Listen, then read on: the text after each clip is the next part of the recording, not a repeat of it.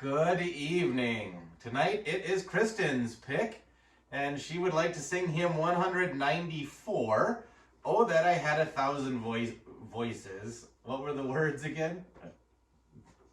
The verses again. 1 and 5. 1 and 5 of hymn 194. Oh, that I had 1,000 voices. 1 and 5? 1 and 5.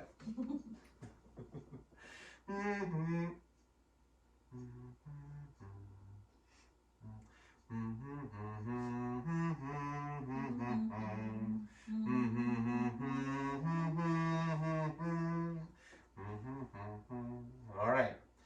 Oh, that I had 1,000 voices to praise my God with 1,000 tongues. My heart which in the Lord rejoices would then proclaim in grateful songs to all wherever I might be, what great things God has done for me. Shall I not then be filled with gladness?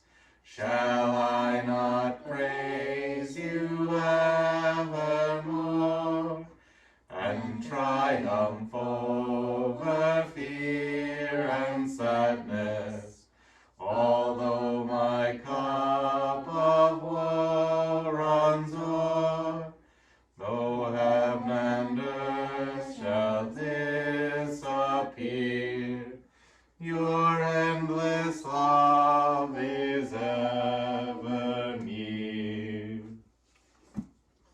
All right, last night we started chapter 3, and the Apostle Paul had started there by talking to us about God's faithfulness and how we don't want to take that for granted in this life as well. Now he's going to start talking about no one is righteous. So perhaps the why.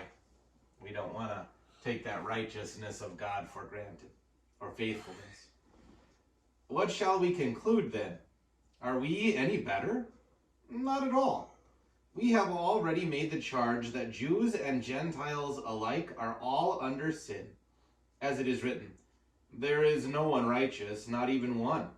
There is no one who understands, no one who seeks God. All have turned away. They have together become worthless. There is no one who does good, not even one. Their throats are open graves. Their tongues practice deceit. The poison of vipers is on their lips. Their mouths are full of cursing and bitterness. Their feet are swift to shed blood. Ruin and misery mark their ways, and the way of peace they do not know. There is no fear of God before their eyes. Now we know that whatever the law says, it says to those who are under the law, so that every mouth may be silenced, and the whole world held accountable to God. Therefore no one will be declared righteous in his sight by observing the law.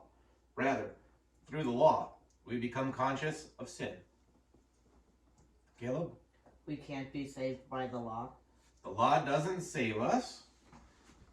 Marcus? None of us are righteous. Okay. None of us are sinful. Every single one of us is a sinner. We are all alike, Paul says, right? Caitlin? Jews and Gentiles, neither is greater than the other, because all of us sin and we can't keep the law perfectly. Okay, Jews, Gentiles, even inside the Gentile groups, right? Or Jewish groups. We shouldn't be comparing ourselves one to another.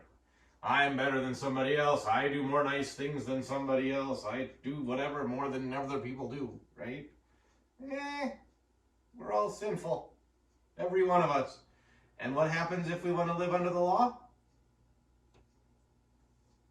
Izzy?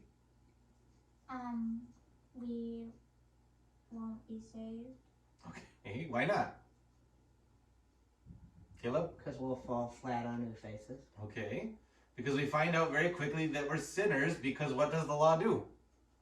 The law never lifts me up. What does the law do? Izzy. It brings you straight down. Yeah, it always shows me my sinfulness, right? And so the Apostle Paul, regularly in his letters, as do the others, warn against this desire that we have, and all of us have it, to live by law, right? We cry out about things not being fair. What are we saying? I want to live under the law. I think I did something and I think I should get repaid according to that. Careful with that, right? Or we look at somebody else and we talk about how awful they are compared to us, right? Maybe we don't say compared to us, but that's what we mean. Yeah. We're under the law. And when we're under the law, we find out very quickly we're not nearly as good as we thought we were. And we don't deserve anything from our God. Right? And it leaves us bare. It does that for a reason. Anybody know why? Why does it do that? Why does the law just kind of strip everybody down to nothing? Marcus? So we know what we do wrong and we repent of it. Okay. So what leads us back to the gospel? Okay. Many times we've talked about the law as preparatory. So the law has to lay us flat so that I know I can't do it on my own. The law is very good at that. It gets us ready to hear the gospel so that God comes and says, you can't do it on your own, but Jesus does it for you. Right? So careful about wanting to live under that law. The law just gets us ready for the thing that we really want to live under, which is the gospel. Anything else in this section? Let's pray. Dear Jesus, please help Caitlin, Caleb, Izzy, Marcus, Mommy, Daddy, and all we know and love have a good night's sleep. Help them to fall asleep and sleep all the way through the night, then wake up happy and healthy. In your name we pray. Amen. Our Father, who art in heaven, hallowed be thy name. Thy kingdom come, thy will be done on earth as it is in heaven. Give us this day our daily bread, and forgive us our trespasses, as we forgive those who trespass against us. And lead us not into temptation, but deliver us from evil. For thine is the kingdom, and the power, and the glory, forever and ever. Amen. God bless. Have a wonderful night.